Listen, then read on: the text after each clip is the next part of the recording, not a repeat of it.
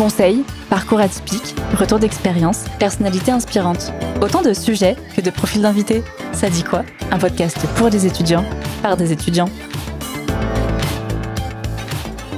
Bonjour à tous et bienvenue dans Ça dit quoi? Je suis Louison et je suis aujourd'hui accompagnée de Candice. Bonjour tout le monde, je suis donc Candice, étudiante à l'ESMA de Saint-Étienne. C'est un plaisir de vous retrouver pour ce deuxième épisode où nous allons explorer deux concepts captivants, l'innovation et la créativité.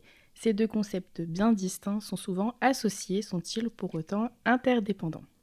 Alors, au cours de cet épisode, nous allons plonger en détail dans les similitudes, les complémentarités et les limites de ces deux concepts, avec l'aide de nos deux invités qui non seulement maîtrisent ces concepts, mais les utilisent et les réinventent au quotidien. La première invitée s'appelle Célia Rave, elle est diplômée d'un master en design d'objets innovants et de services de l'ESDAC en 2023. Elle travaille en tant que designer produit depuis 3 ans chez Dimatext. Bonjour Célia. Bonjour à tous. Alors, la seconde invitée est Marie Magnard. Elle est diplômée d'un master en management de projet de l'ESMA en 2017. Elle est à la tête de Madame Renard, une entreprise spécialisée dans les murder parties immersives et personnalisées. Et elle est également photographe indépendante. Bonjour Marie. Bonsoir à tous. Nous sommes absolument ravis de vous accueillir aujourd'hui. Donc pour débuter, est-ce que vous pouvez nous expliquer brièvement vos métiers, nous dire en quoi vous utilisez les notions d'innovation et de créativité au quotidien? Ça marche. Je te laisse commencer Ok. si tu veux. Ça marche. Alors moi, des métiers, j'en ai plein. Donc je vais m'arrêter surtout sur le principal qui nous concerne aujourd'hui, donc notamment la gestion de la société Madame Renard. Donc c'est une agence événementielle où on est spécialisé dans les murder parties. Donc effectivement personnalisé, c'est-à-dire qu'on écrit des scénarios et l'objectif des personnes, c'est de jouer l'histoire un peu comme dans un film, une série, un roman, dont l'objectif est toujours le même, c'est-à-dire de trouver le coupable parmi un groupe. Donc il n'y a pas de comédien dans notre concept, c'est-à-dire que c'est vraiment vous, les joueurs, qui incarnez un personnage, où vous allez recevoir une fiche justement personnage avec vos secrets, vos informations, vos liens avec les autres, votre nouvelle personnalité et votre carte d'identité. Et en parallèle, vous allez chercher des indices, discuter entre vous. Et nous, l'objectif, c'est que ça soit le plus immersif possible. Donc notamment, on envoie un courrier par la poste. On fait des choses un petit peu comme ça pour que les personnes se sentent vraiment dans l'ambiance du scénario qu'ils ont choisi et de l'époque. Donc on fait ça pour les particuliers et les professionnels. Et donc là, la partie création, elle est forcément très très présente. Et mon autre activité, donc, qui est la photo, donc là, tout le monde sait ce que c'est qu'un photographe, mais la création, elle est hyper importante, et surtout l'innovation aussi. Je dirais plus que la créativité, puisqu'on est dans un paysage très concurrentiel dans la photo, et que l'aspect innovation, elle est nécessaire pour se démarquer de tous les photographes qui existent en fait. Donc voilà, je dirais que c'est mes deux activités sur lesquelles je peux expérimenter ces deux notions.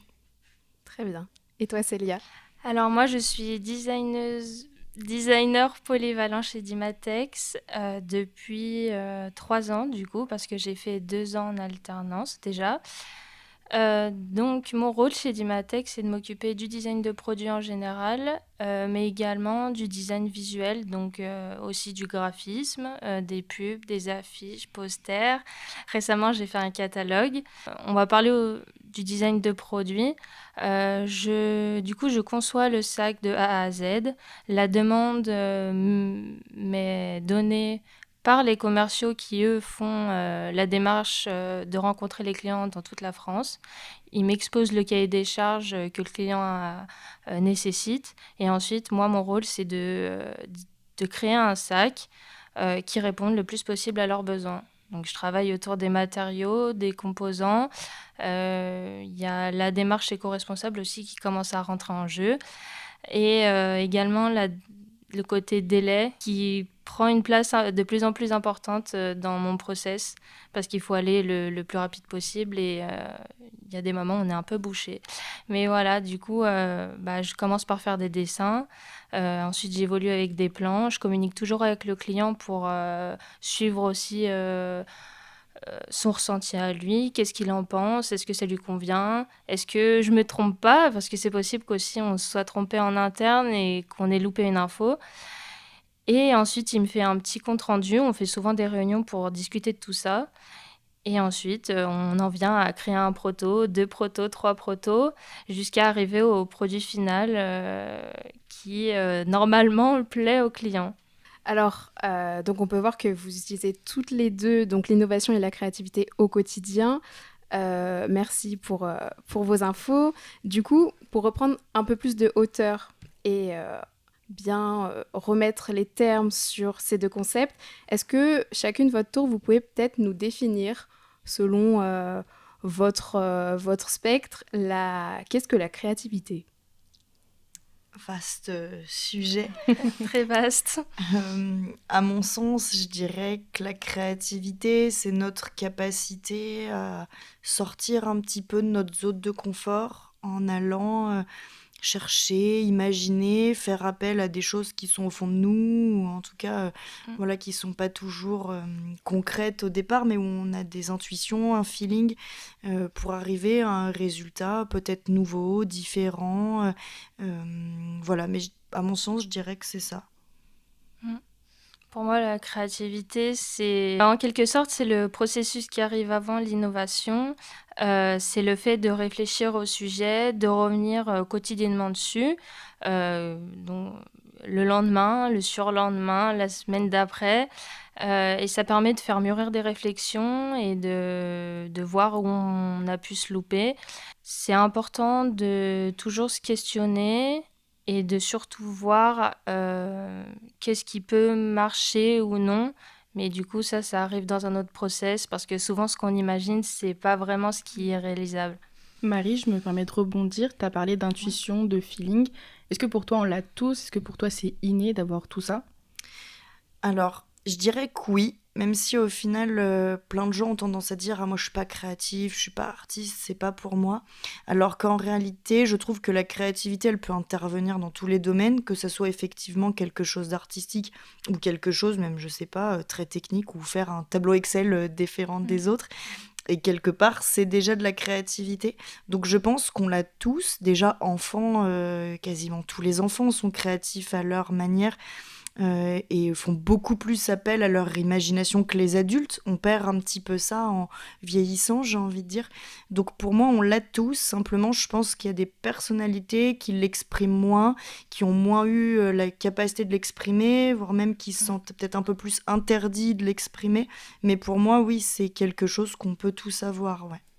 Alors, de même pour la notion qui l'accompagne aujourd'hui, est-ce que vous aurez une petite définition pour l'innovation ? Pour moi, du coup, ça se rejoint, c'est le processus du coup qui vient après. Pour moi, l'innovation, c'est vraiment l'étape où on va pouvoir concrétiser tout ce qu'on a imaginé dans la phase d'avant et d'approfondir les parties techniques et les façons qu'on va employer pour mettre en œuvre notre créativité et ce qu'on imagine. C'est le processus qui suit juste après la créa. Ouais, je suis complètement d'accord. Et dans l'innovation, il y a quelque chose un peu de nouveauté. Voilà, où on va se dire que là, peut-être qu'on faisait toujours de cette manière-là et on va le faire d'une autre manière. Et ça va arriver à quelque chose de peut-être inédit ou auquel les gens n'y avaient pas forcément pensé. Mais oui, je pense qu'il faut déjà assez maîtriser son sujet et avoir déjà expérimenté pas mal de choses avant d'arriver sur cet aspect de processus d'innovation, à mon sens. Alors, tu nous parles de nouveauté. Est-ce que pour toi, justement, une innovation, dans ce terme de nouveauté, il faut forcément que ce soit waouh, qu'il y ait l'effet de c'est révolutionnaire, ou on peut aussi parler de petites innovations au quotidien Alors pour moi, on peut complètement parler de petites innovations du quotidien. Je pense que justement, le problème, c'est de s'imaginer que l'innovation, c'est je vais inventer un truc que personne sur Terre a jamais fait et que je suis tout seul à le faire. Et ce qui ferme pas mal de gens, justement, sur cette aspect de création. Typiquement, en se disant, il y a forcément quelqu'un qui l'a fait sur Terre ou qui a pensé, donc ça sert à rien. Alors qu'en réalité, l'innovation, c'est parfois juste de se décentrer, regarder les choses d'un angle différent et se dire qu'on peut peut-être le faire d'une autre manière. Je sais pas, on parle de quelqu'un qui fabrique des chaises, il y a je sais pas combien d'entreprises dans le monde qui fabriquent des chaises, mais peut-être d'un coup, quelqu'un va dire on va utiliser tel matériau, bureau, on va le faire de cette matière-là. Ça restera une chaise, on réinvente pas l'eau chaude, ça restera une chaise, mais elle sera faite peut-être un petit peu différemment. Et pour moi, l'innovation, elle intervient aussi là-dessus, et c'est pas forcément le truc auquel personne n'a jamais pensé. Du coup, Célia nous disait tout à l'heure que la créativité, c'était un petit peu en amont de l'innovation. Du coup, on en vient à se poser cette question, comment est-ce qu'on transforme une idée créative en innovation concrète ? Alors, je pense que déjà, personne peut avoir 100% la réponse. Célia le disait tout à l'heure un petit peu, c'est déjà d'expérimenter beaucoup, à mon avis, de tester pas mal de choses, de s'autoriser à sortir pas mal des sentiers battus. Ce qui va vous amener un peu dans un brainstorming où on va passer d'une idée à une autre, d'un projet à un autre, on va enchaîner un peu les idées comme ça. Et je pense que quand on connaît bien notre produit ou notre service, qu'on a commencé à vraiment déjà expérimenter, tester des choses, sortir d'une zone de confort, à un moment donné, en tout cas c'est mon vécu et mon ressenti, des fois il y a un petit déclic qui va s'opérer. Ça peut être en se réveillant le matin, la nuit, dans la douche, au bureau, on va se dire « Attends, mais ça fait 3 ans que je suis là-dessus et en fait pourquoi on l'a pas fait comme ça ?» Mais je trouve qu'il y a quelque chose de presque parfois instinctif sur tout de suite on va switcher sur une idée qui va peut-être être innovante ou pas d'ailleurs, parce que peut-être que ça sera pas tant que ça innovant ou pas réaliste, mais pour moi il y a une forme de déclic qui va s'opérer à un moment donné et ça se constate même dans les projets de nos étudiants, par exemple sur le challenge de la créa, où des fois ça fait 2 jours qu'ils sont sur une idée. Puis en fait, d'un coup, ils laissent la nuit, puis ils vont se dire le matin, mais attends, mais on était parti là-dessus, et pourquoi on ferait pas ça ? Et c'est là où il y a une réussite souvent, et un truc un peu fou qui se passe. Donc je sais pas si ça répond complètement à ta question, mais en tout cas, c'est ma vision des choses. Mais justement, là, tu nous fais le lien avec le challenge de la créa, qui est donc un challenge qui a lieu un temps fort, en fait, destiné au MS2 des étudiants de l'ESSEMA. Et ça rejoint un peu une question qu'on voulait vous poser. Quels sont les enjeux actuellement de la créativité et de l'innovation dans le monde professionnel, mais aussi dans les études pour les étudiants ? Alors, Célia, on peut avoir peut-être ton point de vue d'étudiante parce que tu sors tout juste d'études. Et Marie, tu es aussi formatrice, donc tu peux aussi nous donner ton point de vue. Alors pour moi, les enjeux qu'on a à l'école et ceux qu'on retrouve en monde professionnel, c'est pas du tout les mêmes. À l'école, on nous apprend beaucoup à dialoguer, à communiquer en groupe et à évoquer les idées qu'on a sur tel ou tel sujet, tel ou tel produit. En entreprise, un petit peu moins, du coup, parce qu'on nous laisse beaucoup travailler en solo et avoir notre propre opinion ou nos propres idées. Et c'est un petit peu ce que je trouve dommage, freinant, parce que pour moi, le fait de dialoguer, c'est un point fort et qu'il ne faut pas négliger. Et le fait d'apprendre l'opinion de chacun, pour moi, permet d'évoluer constamment sur un produit, sur une idée, sur une partie de créa. Et pour moi, il y a cette partie du coup de dialogue qui rentre en jeu, mais il y a également le côté financier qu'on évoque beaucoup moins en cours, parce que du coup, en cours, tout est réalisable. Les prix de telle ou telle conception, on les survole, et quand on les rencontre réellement en entreprise, bah là, on se dit « Ah ouais, c'est aussi cher de faire telle ou telle chose ». Et c'est vrai que ça freine beaucoup parce que l'entreprise ne peut peut-être pas engendrer un tel coût pour réaliser ce produit. Du coup, la partie créa, elle se freine aussi à cause de ça. Alors, pour en revenir un peu plus concrètement à comment... par quoi passe ce processus de créativité ? Vous nous avez toutes les deux parlé de brainstorming. Donc, c'est l'un des outils qu'on utilise pour faire travailler son inspiration, son imagination. Est-ce que vous avez d'autres outils avec lesquels travailler pour booster un petit peu son processus de créativité ? Nous, c'est essentiellement le brainstorming. C'est vrai qu'on n'a rien réinventé par rapport à ça. Par contre, on peut le faire en plusieurs étapes. C'est qu'on dit là, on doit trouver une nouvelle histoire. On va déjà brainstormer sur l'idée de base. Et puis après, on va se laisser du temps. Je pense que se laisser du temps déjà dans le processus de création est important, surtout quand on est sur de la prestation intellectuelle et même sur des dessins, c'est quand même très artistique. Oui. Si on est vide ou si on n'est pas dedans, ça sert à rien de forcer. Hein. De toute façon, ça marchera pas. Donc, vaut mieux laisser passer 1 jour, 2 jours avant d'y revenir. Et sinon, quitte à faire débat, je trouve qu'en outil, nous, on utilise quand même de plus en plus l'IA aussi. Qui peut parfois générer des idées. Alors, ça va pas nous remplacer tout de suite, hein. Mais en revanche, c'est vrai que c'est un outil intéressant et où des fois, même l'IA nous surprend en disant « Ah ouais, il nous fait penser à ça, je l'aurais pas forcément vu de cette manière-là. » Et je trouve quand même que c'est un outil, quand on s'en sert bien, qui peut être un vrai levier intéressant en termes de créativité. Est-ce que vous avez un environnement de travail qui vous aide plus à brainstormer ou d'autres choses peut-être ? Nous, quand je dis nous parce que c'est rare que je suis toute seule dans ce processus de création, on est 2 au minimum. Déjà, on travaille essentiellement de chez nous, donc en fait, on n'a pas de lieu dédié pour ça.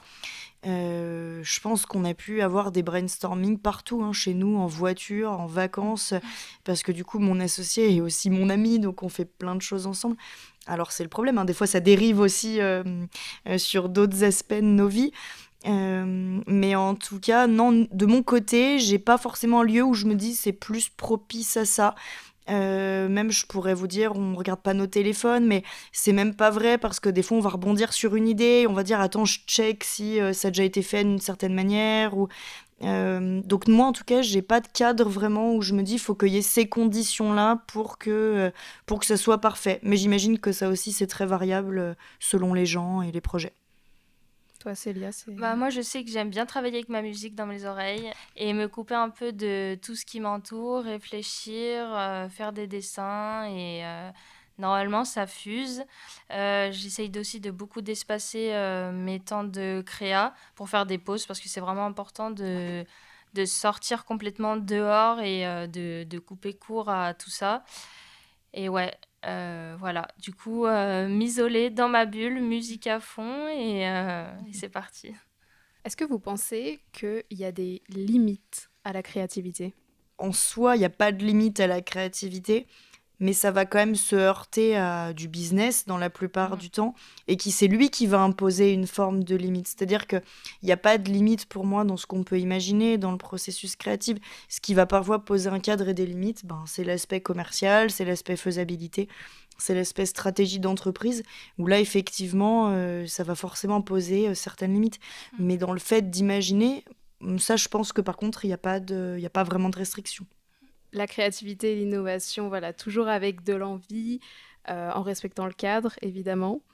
Mais voilà, vous avez beaucoup insisté sur l'envie qu'on y met et vous nous avez aussi aidé sur les sources et les outils à utiliser.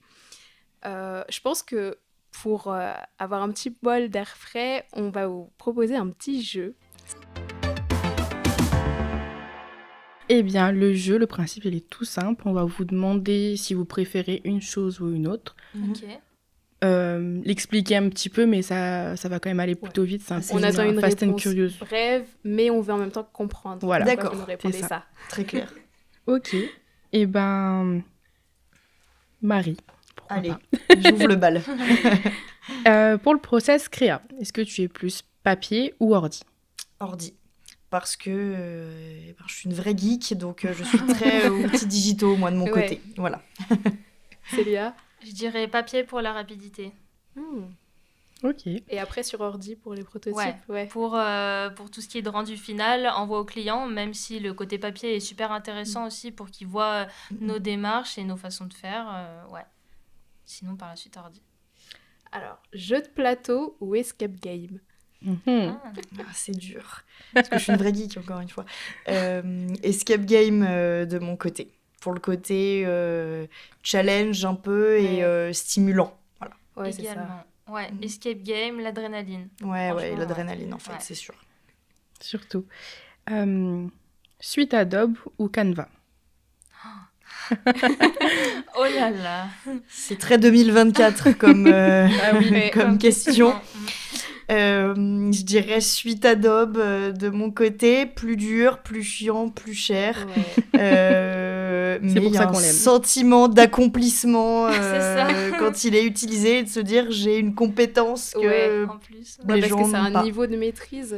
Alors moi je maîtrise pas du tout, clairement, soyons francs, mais j'aime bien ce truc de se dire qu'il y a une compétence et un métier vraiment derrière aussi. Voilà, moi j'utilise beaucoup Lightroom après par exemple pour les photos. Les photos, ouais, voilà. Mais après par contre Canva répond à un besoin incroyable et je pense que ça a rendu accessible plein de projets aux gens et que ça par contre c'est merveilleux là où la suite Adobe est et demeure très élitiste. Tout d'accord avec ce qu'elle dit du coup, mais moi je suis plus côté suite Adobe, malgré que Canva c'est génial pour tous ceux qui n'ont pas eu la possibilité de faire des études avec ces logiciels. C'est vrai que nous tout de suite quand on commence les études sup, souvent dans les études de design, suite Adobe, Illustrator, Photoshop, InDesign. Et c'est vrai que c'est aujourd'hui, dans le monde de l'entreprise, où je me rends compte que cette suite est vraiment quand même pratique, que ce soit pour tout faire, en fait. Canva répond à des grands besoins, mais pas tous, en tout cas. Musée ou cinéma ? Un cinéma, moi. Musée. C'est bien, du coup. Une question chacune. Parfait. Donc, du coup, pour Marie, film d'animation ou live action ? Animation. J'ai gardé mon âme d'enfant et d'ailleurs, je suis allée voir Le Robot Sauvage ce week-end, que je vous conseille et qui est une pure merveille. Il est sublime. Ouais, il paraît que c'est un peu triste, c'est attachant. Donc Oui, totalement, mais du coup, il y a une double lecture enfant-adulte qui est géniale et voilà, donc très team animation de mon côté. Et toi, Célia, du coup, expo insolite ou expo traditionnelle ? Insolite. Ah ouais. C'est plus drôle. Les expos temporaires, rien qu'à Confluence, elles sont top. Si je peux conseiller aux auditeurs, c'est de profiter des nuits éphémères dans les musées. En fait, il y a une nuit dans l'année où les musées sont gratuits à partir du coucher du soleil jusqu'à 1h du matin. Oui, je l'ai fait. Et je ne sais plus c'est quel musée, mais c'était il y a 1 ou 2 semaines. Et j'y ai été, c'était génial. Il y avait un DJ. Et effectivement, pour les étudiants, c'était gratuit. Et c'était, d'ailleurs, ça m'a surpris parce que pour une fois, le musée était bruyant. Alors que souvent, un musée, c'est hyper silencieux. C'est un lieu de vie, quoi. Ouais. Et là, il y avait plein d'étudiants. Il y avait la musique en fond. Et il y avait plein de gens et c'était bruyant et c'était drôle. Bien. Ouais. Les nuits éphémères, c'est ouvert à tout le monde et c'est gratuit pour tout le monde. Donc peut-être dans ton cas, c'était peut-être pas le même concept. Mais voilà, si je peux conseiller de les faire. Non, mais c'est trop sympa parce que moi je connaissais pas pour le coup. Donc, voilà, c'est une nuit où tous les musées en France et je crois même en Europe sont gratuits. Ah ouais, trop bien. Donc pour ceux où c'est pas facile d'y aller, bon à savoir. C'est bien. Et la dernière, du coup, est-ce que vous êtes plus DIY ou acheter directement ? C'est dur, ça dépend, je trouve. Je suis souvent, on va dire, DIY loupé. Où on se dit, bon, c'est pas si facile que la vidéo Insta, mais il y a des tentatives parce que c'est rigolo, mais j'achète quand même quand faut que ce soit sérieux. Ouais. Après, est-ce que c'est pas vraiment un DIY quand c'est loupé ? Oui, voilà, ça fait partie du charme que ça soit pas si ouf. C'est ça. Plus côté DIY, du coup, pour mon côté manuel, c'est sûr. Que j'ai depuis petite, on va dire. Ouais. Merci pour tout ça. Et du coup, on va vous poser une question sur laquelle on va débattre. Okay. Donc, c'est vrai que à notre époque, où la créativité elle est à son maximum et où les possibilités elles semblent inédites, on se pose la question suivante, c'est peut-on encore être original à une époque où tout semble déjà avoir été inventé ? C'est un débat. Je pense que chacun a sa patte déjà. Si on nous demande de dessiner un chat, chacun va avoir sa façon de dessiner le chat. Ouais. Donc pour moi, tout le monde est original. Enfin, il n'y a pas de règle vraiment. C'est vrai que l'originalité, déjà, c'est un concept qui est subjectif. Oui, carrément. Ce qui est original pour moi, l'est peut-être pas pour l'autre. Ouais, ça c'est vrai. Je trouve que évidemment qu'aujourd'hui on a une liberté pour faire pas mal de choses et ça favorise l'originalité et la création. En revanche, je trouve que on se Enfin, c'est pas qu'on se permet moins, mais il y a moins de fantaisie qu'à certaines décennies passées, par exemple. Notamment, je lisais un super article il y a pas très longtemps qui expliquait comment on avait de moins en moins de couleurs dans nos vies. Sur les vêtements, les voitures, voilà, là, une époque où dans les années 70, toutes les voitures étaient même jaunes, rouges, vertes. Et plus du tout aujourd'hui. Et même dans les vêtements, dans notre déco chez nous, où on a perdu, ou même si on prend les tapisseries des années 80, c'était full couleur, quoi. Et donc même sans dire les goûts de chacun, ça c'est subjectif. Mais par contre, je pense qu'on était beaucoup plus fantaisiste certaines autres décennies. Là où pour moi, à notre époque, on va favoriser beaucoup la sobriété, le classique un peu chic, les intemporels. Du coup, on peut évidemment être original, mais pour moi, il n'y a pas tellement de place. Enfin, il y a moins de place à la fantaisie, peut-être qu'à d'autres époques, à mon sens. Le minimaliste, on le voit beaucoup, Exactement. même sur Insta ou quoi. Les intérieurs, c'est tous les mêmes. Les canapés, c'est tous les mêmes. Exactement. Les tapis aussi. Enfin, les couleurs, c'est nude, blanc, totalement. beige et le reste, hop.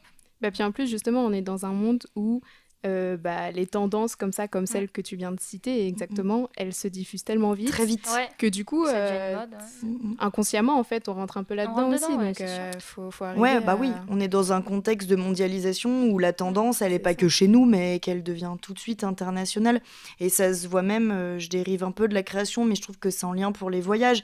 Dire, je sais pas, moi, mes parents ou mes grands-parents, s'ils allaient aux États-Unis, ils allaient manger un produit en revenant en disant, j'ai jamais mangé ça chez moi. Et en fait, nous, vous allez dans un autre pays, mais dans plein de grandes surfaces, même en France, vous allez trouver des produits d'autres pays. Donc je trouve qu'on a perdu un peu quand même ce truc un peu qui peut être unique, exclusif. Donc c'est bien parce que les messages se diffusent plus vite, on peut toucher plein de gens, on peut communiquer, partager avec plein de gens. Mais je pense qu'il n'y a pas tant que ça de place pour sortir du cadre et sur l'originalité, même à l'école. Même à l'école, on favorise pas tellement, je trouve, à sortir du cadre, être original, être habillé différemment, même chez les plus jeunes. Donc je trouve que c'est au contraire un sujet qui mériterait peut-être de se laisser plus la place. Voilà, je sais pas, moi quand j'étais petite, on fêtait toujours carnaval à l'école. Maintenant, les petits le font toujours, mais les adultes, c'est complètement passé. Il va y avoir Halloween, d'autres choses. Ouais, c'est ça. Mais se déguiser au boulot, ça va sembler presque bizarre, quoi. Donc je pense qu'on peut être original, mais quand même, pour moi, on est dans une tendance du minimalisme, du sobre, qui fait qu'on va rester dans quelque chose de très lisse, quand même. Dans un cadre, ouais. Si je globalise en termes d'innovation, c'est vrai que si on en vient à avoir cette conclusion, on peut peut-être dire aussi que innover, c'est pas forcément créer quelque chose de nouveau. Totalement. Ça peut aussi être réinventer quelque chose qui existe déjà, en s'inspirant, notamment comme tu disais, tu regardes aussi ce que les autres marques font pour t'inspirer pour tes produits, etc. C'est un peu s'inspirer aussi de ce qu'il y a autour de nous pour réinventer des choses sans aller jusqu'au plagiat, mais il faut aussi faire la part des choses entre réinventer et le plagiat concrètement. Mais on ne parle pas non plus d'innover à 100%. Oui, totalement. Et réinventer sa place pour faire plein de choses super, justement. Et je pense que c'est même un cercle vertueux d'aller dans le mieux en réinventant des choses, en optimisant des choses. Donc oui, ça me paraît être un curseur pour l'innovation vraiment chouette, ça. Mais d'ailleurs, tout à l'heure, on parlait de Canva. C'est vrai que nous, en tant qu'étudiantes, c'est quelque chose qu'on utilise tout le temps. Ouais. Et en plus, tu l'as très bien dit, Marie, Canva, c'est un outil qui a permis de rendre accessible à tous la créativité. Parce que moi-même, quand tu disais, il y a beaucoup de gens qui disent qu'ils n'ont aucune créativité, tu me poses la question, je te dis que j'ai pas de créativité. Pourtant, des fois, sur Canva, j'arrive à faire tu t'emballes. Truc. Mais alors, même moi, je suis choquée, quoi. Mais donc le truc, c'est Canva, c'est pour nous, étudiants, ça nous permet de faire un milliard de choses et même de se dépasser en termes de créativité. Et c'est trop bien. Mais il y a aussi ce côté avec les trames, par exemple, c'est tout bête, mais les CV, il y a tellement de trames, etc. Donc, il y a aussi cette complexité de se dire... Ça peut nous rendre tellement créatifs, mais en même temps, il y a tout ce truc d'uniformisation, du coup, tout à la même forme. Sur Canva, comme tu l'as dit, il y a beaucoup de templates, mais en réalité, on utilise quasiment toujours les mêmes. Et je peux te dire, les slides qui sont faits sur du Canva, les CV qui sont faits sur du Canva, les dossiers, parce que c'est des polices bien particulières, c'est des manières de fonctionner. Et donc, pour le coup, c'est super parce que ça permet de faire des visuels jolis, propres, plutôt rapidement et accessibles. Mais en termes de démarcation, aujourd'hui, pour moi, Canva peut pas être le seul curseur. d'ailleurs, parce que tout le monde fait du Canva. Alors, il y en a qui le maîtrisent tellement qu'on le voit quasiment plus. Ça, par contre, c'est sûr. Mais en tout cas, voilà, attention, je pense, sur ce côté Canva, qui en plus est devenu un business en tant que tel, de personnes qui vont vendre leur template Canva, alors que des fois, les ressources sont pas à eux. Ouais. Et ça pose un vrai sujet aussi, quand même, même en termes de droit. Aussi, on parlait de musée, de cinéma, encore une fois, mais tout ça, c'est aussi source d'inspiration. Ah, mais c'est sûr. Et il y a aussi ce côté continuer à se cultiver pour travailler aussi un peu ce côté créatif que peut-être que, comme tu disais aussi, Marie, t'as dit au tout début que les enfants, quand on est enfant, en fait, on a tous une part de créativité. Et certains, je pense qu'on a l'impression, comme Candice et moi, du coup, peut-être de le perdre en grandissant. Alors que tu l'as en toi, quoi. Voilà, c'est ça. Il faut peut-être juste le travailler et peut-être que nous, on n'y pense pas spécialement, ou alors on le fait sans s'en rendre compte aussi, mais il y a aussi ce truc de travailler sur ça. Ah oui, l'âme d'enfant, je pense que ça se cultive, parce qu'effectivement, je pense qu'on est dans une société où on la bride à chaque fois qu'on vieillit ou qu'on grandit, mais je pense que c'est justement à nous de la cultiver, de recentrer ça, et je fais complètement lien avec la culture G. D'ailleurs, je milite depuis longtemps pour des modules de culture G à l'école, parce que je pense que c'est cette ouverture, et la culture G, ça peut être tout et n'importe quoi. Je pense que justement le problème longtemps pendant les études, c'est qu'on a considéré que la culture G, c'était un peu un truc élitiste. C'était forcément certaines catégories d'histoire, certaines catégories d'art, et donc forcément t'as plein de gens qui sont exclus de ça, parce que si t'es pas pointu en peinture, tu vas dire oui, ça c'est pas de la vraie culture parce que moi je lis des mangas, alors qu'en fait si. Et que quelque part, moi je fais rire les étudiants quand je leur dis, mais même la télé-réalité, c'est de la culture G en soi. Ça fait partie d'un écosystème dans lequel on vit actuellement, et être ouvert et curieux sur le monde et voir comment ça se passe à côté et s'inspirer de plein de choses, ça concerne tout. Et je pense que ça, peu importe le job qu'on fait, il faut le garder, il faut le développer, et ça peut vraiment faire la différence. Ouais, ça fait du bien aussi d'entendre ce que je viens de dire, que en fait tout est culture G. Ah, parce totalement. que des fois on a aussi l'impression, je sais pas, de se dire qu'on cultive pas forcément assez notre culture générale justement, mais au final on tire un peu parti de tout ce qu'on regarde et tout ce qu'on écoute au quotidien. Donc, oui. Ouais. Et quelqu'un qui va me dire, moi je lis pas de romans, mais par contre je lis des BD, tu lis, c'est le principal. En fait tu lis, puis peut-être qu'à un moment donné ça va switcher, tu vas trouver un roman où tu vas dire en fait j'adore, et tu vas continuer comme ça. Mais je pense qu'il faut au contraire, et ça vient avec les enfants, on dirait il lit que des BD ou il lit que des mangas, il lit pas, mais laisse-le faire ça déjà, c'est déjà une première étape qui est super cool. Et je pense qu'il y a trop ce côté élitiste de la culture G encore, ce qui bride, alors qu'en fait c'est tout, la culture c'est tout ce qui nous entoure. On vous avait demandé de préparer une petite recommandation culturelle. Ouais. Alors, ça peut être quoi que ce soit, tout ce qui peut être intéressant pour nos auditeurs.